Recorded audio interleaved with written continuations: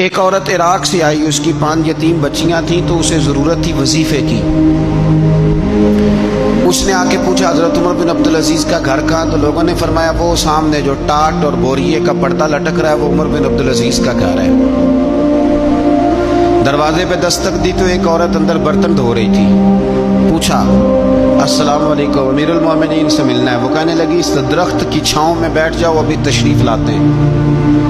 تھوڑی دیر گزری تو حضرت عمر بن عبدالعزیز آئے تو کنویں سے پانی نکال کے نا، سین میں کنواں تھا تو جو جگہ میں مٹی اڑ رہی تھی نا، گرد اڑ رہی تھی، ہوتا ہے نا عصر کے بعد لوگ پانی پھینکتے ہیں، وہاں پانی پھینکنے لگے، چھڑکاؤ کرنے لگے۔ تو تھوڑی تھوڑی باتیں وہ خاتون آپ سے کرنے لگی، تو وہ جو عورت آئی تھی نا وہ کہنے لگی تم غلام سے باتیں کر رہی ہو، تمہیں پردہ کرنا چاہیے۔ کہنے لگی یہ غلام نہیں، یہ میرے شوہر ہے اور یہ امیر المومنین عمر بن عبدالعزیز ہے۔ کہنے لگی یہ عمر بن عبدالعزیز ہے؟ کہا ہاں یہ عمر بن عبدالعزیز ہے۔ تو وہ خاتون حاضر ہوئی، کھجوریں اس کو دی گئی کھانے کے لیے۔ اس نے کہا حضور میری 5 یتیم بیٹیاں ہیں، مجھے وظیفہ چاہیے۔ جناب عمر بن عبدالعزیز نے ایک بیٹی کا نام پوچھا، ولدیت پوچھی، وظیفہ لکھا۔ عورت کہنے لگی اللہ تیرا شکر ہے میری بچی کا وظیفہ لگ گیا۔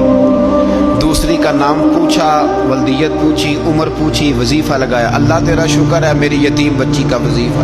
4 بچیوں کے وظیفے عمر لکھتے رہے، خاتون اللہ کی حمد کرتی رہی۔ 5ویں کا لکھنے لگے تو کہنے لگی میں نے زمانہ بڑا دیکھا ہے پر عمر بن عبدالعزیز تیری طرح کا بندہ نہیں دیکھا۔ آپ فرمانے لگے اب میں 5ویں کا وظیفہ نہیں لکھتا، 4 کا وظیفہ جا کے گورنر سے منظور کرا لے اور 4 کو کہنا تھوڑا تھوڑا 5ویں کو بھی دے دے۔ حضور کیوں نہیں لکھتے؟ فرمایا جب تک تو حمد کے لائق رب کی حمد کر رہی تھی میں وظیفے لکھ رہا تھا، اب تو نے میری تعریفیں شروع کر دی۔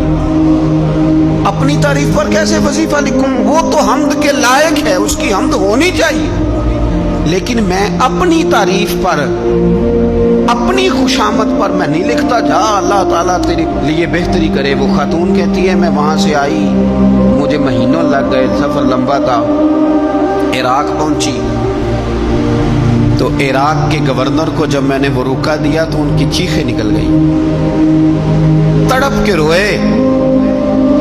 میں نے کہا کیا ہوا؟ کہنے لگی بی بی جس نیک آدمی نے تجھے یہ لکھ کے دیا تھا نا، چند دن ہوئے ان کا انتقال ہو گیا۔ عمر بن عبدالعزیز پردہ فرما گئے۔ وہ خاتون پھر روئی، کہنے لگی یتیم بیٹیوں کا اب کیا بنے گا، اس رکے کا کیا بنے گا؟ تو آپ فرمانے لگے بی بی جب امیر عمر بن عبدالعزیز جیسا ہو تو گورنروں کو بھی اللہ کچھ توفیق دے ہی دیتا ہے۔ اگر انہوں نے تیرا وظیفہ زندگی میں لکھا تھا تو فکر نہ کر، جب تک میں زندہ رہوں گا وظیفہ پہنچتا رہے۔